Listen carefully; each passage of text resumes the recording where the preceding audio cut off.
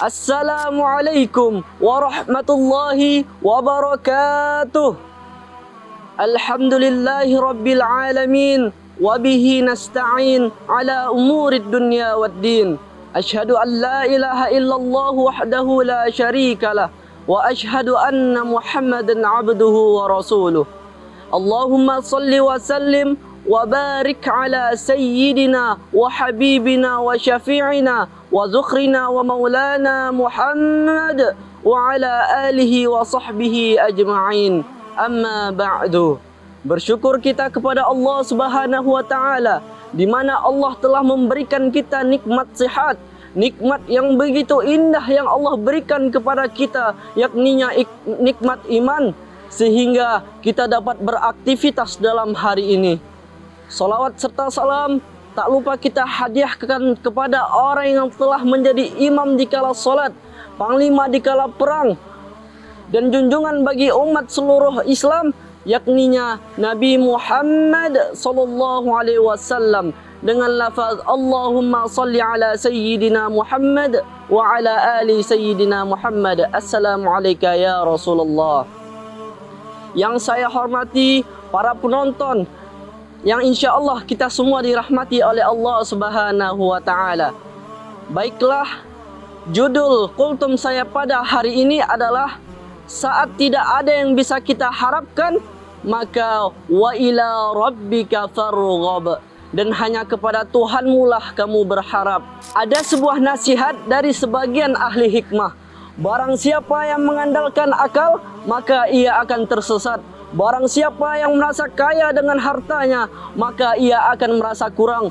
Barang siapa yang merasa kuat dengan makhluk, maka ia akan terhina. Mengapa bisa begitu?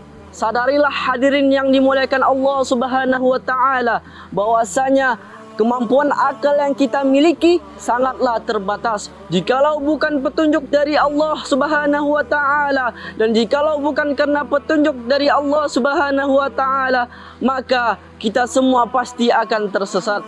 Sadari juga hadirin bahwasanya harta yang kita miliki di dunia saat ini hanyalah bersifat fana.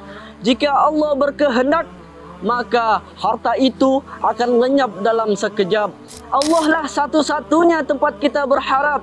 Kita berharap petunjuk hanya kepadanya. Kita berharap karunia hanya kepadanya. Kita berharap pertolongan agar kita kuat hanya kepadanya. Hanya Allah lah satu-satunya tempat berharap yang tidak akan pernah mengecewakan.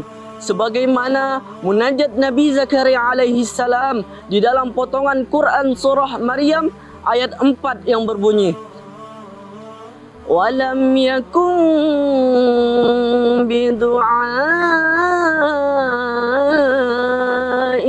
rabbi syaqiyya, yang artinya, dan aku belum pernah kecewa dalam berdoa kepadamu ya Tuhanku.